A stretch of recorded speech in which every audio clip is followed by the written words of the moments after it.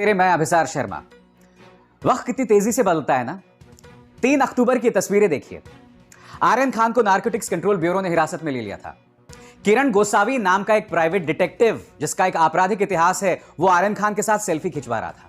वो narcotics control bureau के दफ्तर में बैठ के इस वीडियो के मुताबिक आर्यन खान की बात करवा रहा था किसी के साथ। यही नहीं दोस्तों, मनीष भानुशाली बीजेपी का एक लीडर यहां पर मौजूद था। सबसे बड़ी बात, यहां पर समीर वानखेड़े एक हीरो की तरह बना हुआ था इस पूरे मामले में। मगर 25 दिन में खेल बदल गया। 28 तारीख यानी कि कल आर्यन खान को जमानत मिल गई। किरण गोसावी प्राइवेट डिटेक्टिव, आपराधिक इतिहास का वो आदमी इस वक्त पुणे पुलिस की हिरासत में है। समीर वानखेड़े इस वक्त मुंबई हाईकोर्ट से गिड़गिड़ा रहे हैं कि मुझे गिरफ्तार किया जाएगा, मेरी गिरफ्तारी पर रोक लगाइए। मुंबई पुलिस ने कहा कि तुम्हें हम गिरफ्तार करेंगे, 3 दिन का वक्त देंगे। पिछले साल मुझे याद है समीर वानखेड़े ने किस तरह से रिया चक्रवर्ती के बारे में मीडिया में खबरें, झूठी खबरें लीक कर करके किस तरह से उन्हें परेशान किया था। आज 1 साल बाद उनकी पत्नी क्रांति उद्धव ठाकरे से अपील कर रही हैं कि मैं एक मराठी लड़की हूं और मुझे परेशान किया जा रहा है। मगर आज मैं आपको तमाम चीजें क्यों बता रहा हूं दोस्तों, क्योंकि समीर वानखेड़े एक जरिया बन गए थे बॉलीवुड के लोगों को परेशान करने के लिए। पिछले साल की तस्वीरें आप याद है आपको?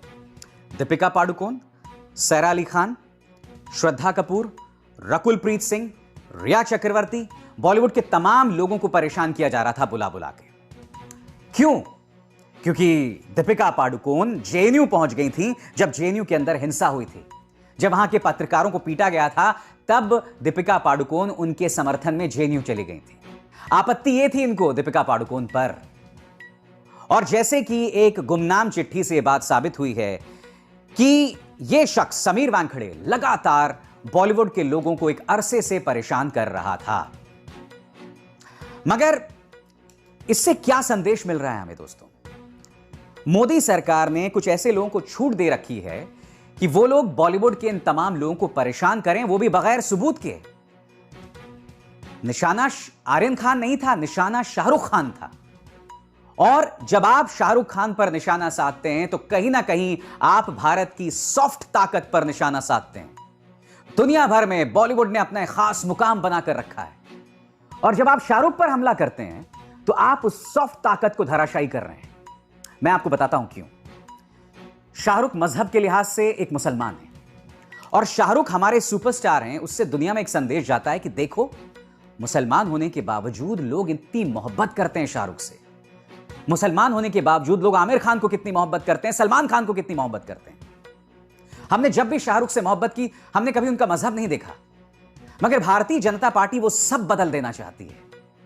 मैं जानना चाहता हूं कि आरएसएस का वो कौन सा नेता था जिन्होंने लेखक तवलीन सिंह को एक पार्टी में कहा था कि अब तो हम सत्ता में आ गए, इन खानों को हम नहीं बख्शेंगे और शुरुआत इस शाहरुख खान के साथ करेंगे। मैं यही तो समझना चाहता हूं कि दीपिका पादुकोण को निशाना साध के, जो कि एक सुपरस्टार हैं, शाहरुख खान पर निशाना साधकर आप भारत का क्या फायदा कर रहे हैं? आप दुनिया में क्या संदेश दे रहे हैं? चलिए, किसानों पर आप अत्याचार करो, मुसलमानों पर आप अत्याचार करो, दलितों पर अत्याचार करो, मगर आप जिससे देश की इज्जत बढ़ती है उस पर भी निशाना साध रहे हैं आप। कभी आपने इस बारे में सोचा है कि ये क्या किया जा रहा है? आपको समझना पड़ेगा कि शाहरुख के क्या मायने, और इसका जिक्र मैंने अपने एक और शो में किया था, शाहरुख खान के मायने। शाहरुख खान एक ऐसी फिल्म इंडस्ट्री से आते हैं जिस फिल्म इंडस्ट्री के अंदर यह मायने नहीं रखता कि आप हिंदू हैं या मुसलमान हैं। आपके काम को देखा जाता है और फिर उसी के हिसाब से आपका एक मुकाम बनता है। मैं जानता हूं कि फिल्म इंडस्ट्री के अंदर भी वंशवाद है, फिल्म इंडस्ट्री के अंदर भी भाई भतीजावाद है, मगर दूसरी तरफ अगर आप में टैलेंट है तो आप उस मुकाम को जरूर हासिल करेंगे, चाहे हालात जितने भी बदतर हों। अमिताभ बच्चन की मिसाल देखिए, 13 फ्लॉप्स के बाद में वो सुपरस्टार बने और आज की तारीख में वो भारत के सबसे बड़े सुपरस्टार रहे। शाहरुख खान को देखिए, कहां थे और वो कहां पहुंच गए। भारतीय जनता पार्टी हमारी इस ताकत को खत्म करना चाहती है, वो है सॉफ्ट पावर भारत का। और ये क्यों करना चाहती है, किसी भी समझ के परे है। कुछ और मिसाल मैं आपको देना चाहता हूं। 1 साल पहले एक वेब सीरीज आई थी जिसका नाम था तांडव। अमेज़न प्राइम पर तांडव आई थी। और हाल ही में आश्रम 3, एक और वेब सीरीज, उनके क्रू पर हमला किया गया। प्रकाश झा जो कि उनके डायरेक्टर हैं, उनके मुंह पर स्याही फेंकी गई। ये दोनों हमारे सीरियल्स, हमारे वेब सीरीज का हिस्सा हैं।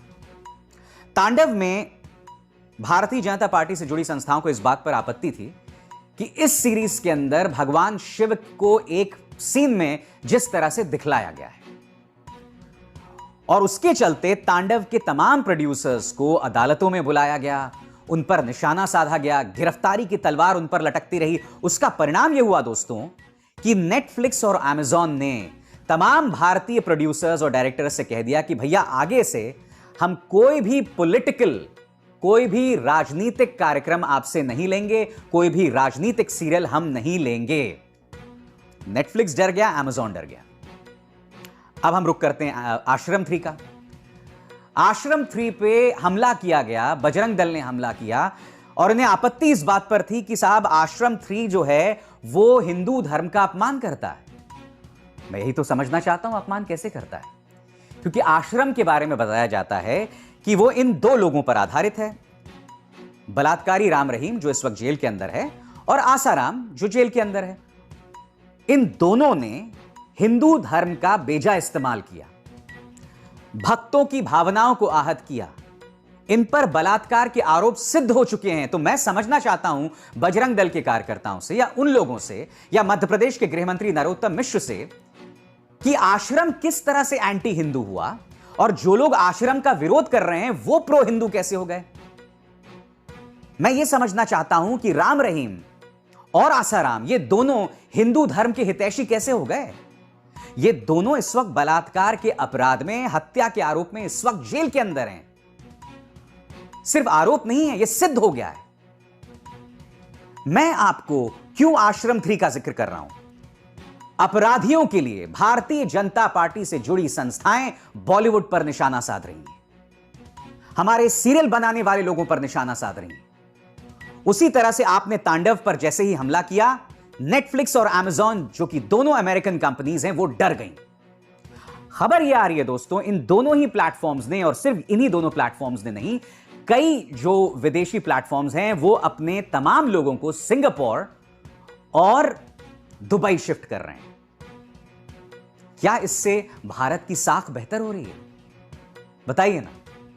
मैं जानता हूं आप लोगों में से कुछ लोग क्या कहेंगे कि भाई मोदी जी का 56 इंच का सीना है और मोदी जी इन ड्रग एडिक्ट्स और इन तमाम लोगों को सख्त संदेश देना चाहते हैं। बिल्कुल देना चाहिए, मगर मुझे आपके दोहरे मापदंड पर प्रॉब्लम है।